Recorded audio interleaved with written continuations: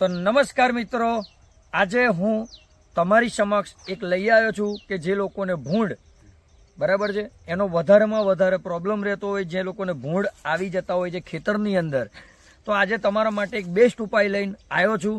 તો આ વિડીયોને તમારે લાસ્ટ તક જોવાની છે મિત્રો, કારણ કે જે લોકોને ખેડૂત ખેતી કરતા હોય પણ જે લોકોને કહેવાય કે સાચવવું બહુ જ પડતું હોય છે, અને બીજા મોટો ઉપાય કે જે લોકોને ઝાટકા મશીન વાપરે છે, તો ઝાટકા મશીન વગર પણ આપણે ભૂંડને રોકી શકાય છે.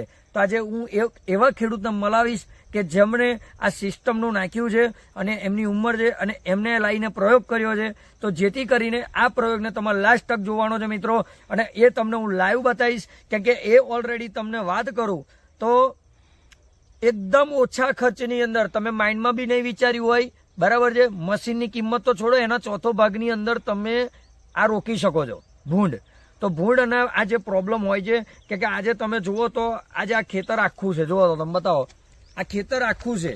આ ખેતરનો પાક જ્યારથી ઊભો થયેલો છે, જ્યારથી રોપ્યું છે ને ત્યારથી લઈને કોઈ જાતનો ઇસ્યુ આની અંદર આવ્યો નથી બરાબર. પણ એ કેમ નથી આવ્યો તો એની પાછળ આજે હું તમને ચર્ચા કરવાનો છું બરાબર છે. તો વાત કરીશું એક ખેડૂત મિત્ર સાથે. તો આમની પાસે આજે નમસ્કાર, શું નામ તમારું? રતનભાઈ. મોટેથી થોડું. રતનભાઈ. રતનભાઈ, તમે આજે માની લો કે તમે જે કીધું કે ભૂંડ, તો ભૂંડ ના આવવા દેવા હોય, તમારે અહીં ત્રાસ છે ઘણો ભૂંડનો? વધારે છે. બાકી અહીં આજુબાજુ ફરવામાં ચોફેર જ ફરતા પડે. પછી અમે તારથી બાંધ્યા. તાર? તાર એટલે પટ્ટી લાયા. પટ્ટી તાર?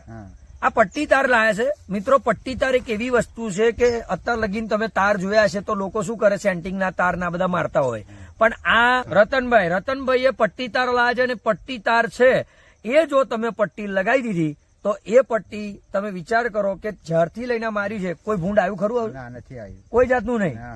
તો આ ખેડૂત મિત્ર જો આ તાર લગાવે તો ભૂંડ આવે ખરું એમના ખેતરમાં? ના આવે. અને તમે આમાં ઝાટકા મશીન લગાવ્યું છે? કશું નહીં. કોઈ જાતનું ઝાટકા મશીન મિત્રો લગાવ્યું નથી. તો તમારે જો ઝાટકા મશીન ના જેને છે બધું લગાવે, 2 નંબરની વસ્તુ છે, પણ જેને ઝાટકા મશીન નથી લગાવવું, જો આનો પ્રયોગ કરવો છે બરાબર, તો એમની પાસે કહેવાય કે મૂડી પ્રમાણ જેવું માણસ ચાલે, પણ એમને એક સિસ્ટમ નાખી કે ભાઈ આનો ટ્રાય મારીએ બરાબર ને. તમે ટ્રાય જ માર્યો ને? ટ્રાય જ માર્યો. તો આ ટ્રાય જોઈ લો. આ જો તો નજીકથી બતાવો, આ પટ્ટી મારી છે અને આ પટ્ટી કઈ છે? તારની. અને એકદમ મજબૂત પટ્ટી છે, એકદમ મજબૂત બરાબર. આ પટ્ટી એકદમ મજબૂત છે જો. અને હમણાં ખર્ચો ખાલી કઈ છે, એમનું 1.5 વીઘાનું ખેતર છે.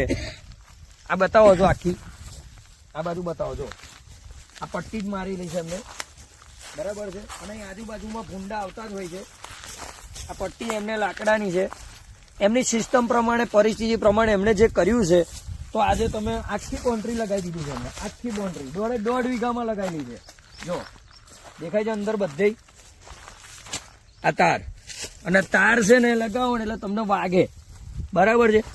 એટલે આ અને મજબૂત એટલે એટલી ને કે આપણે તો અખતરો કરવા ના જવાય, આપણે અખતરો કરવા ના જવાય, બાકી ચીરાઈ જાય.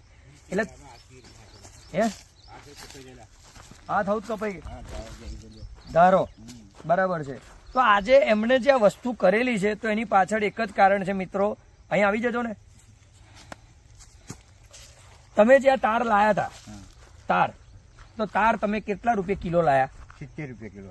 70 રૂપિયા કિલો. 70 રૂપિયા કિલો મિત્રો તાર લાયા છે. જે લોકોની પરિસ્થિતિ પ્રમાણે જે રીતના હોય તો એમને ઓલરેડી 70 રૂપિયા કિલો તાર લાયા. અને આ છે ટોટલ 1.5 વીઘાનું ખેતર. તો 1.5 વીઘામાં તમે ટોટલ કેટલા તાર ગયા? 11 કિલો. 11 કિલો. 11 કિલો તાર ગયા છે માત્ર ને માત્ર 1.5 વીઘામાં. એટલે 11 × 7 = 77, એટલે 770 રૂપિયામાં 1.5 વીઘું કવર થઈ ગયું. બોલો વિચાર કરો કેટલા? 1.5 વીઘું 770 રૂપિયામાં. મતલબ વિચાર કરો કે ભૂંડ ભગાવવાનું તો લોકો દવા છોટે કે ભૂંડ ભાગી જાય, ભૂંડ ભાગી જાય.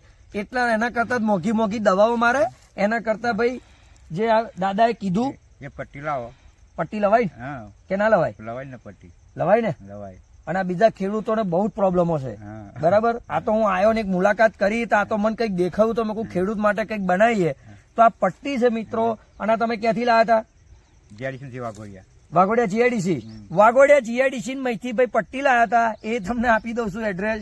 બરાબર. તો એમને પટ્ટી લાયા હતા અને પટ્ટીની અંદર આજે એકદમ સેફટી છે એમની ફૂલ, બરાબર. એમને તુવેર કરી છે અને રીંગણ કર્યા છે ને, હા, તુવેર રીંગણ બેવ. તુવેર રીંગણ બેવ. હા. કોઈ જાતનું નુકસાન? કશું નહીં. કોઈ જાતનું નુકસાન નહીં સાહેબ, બરાબર. તમારે પહેવું હોય તો 10 વાર વિચાર કરવો પડે.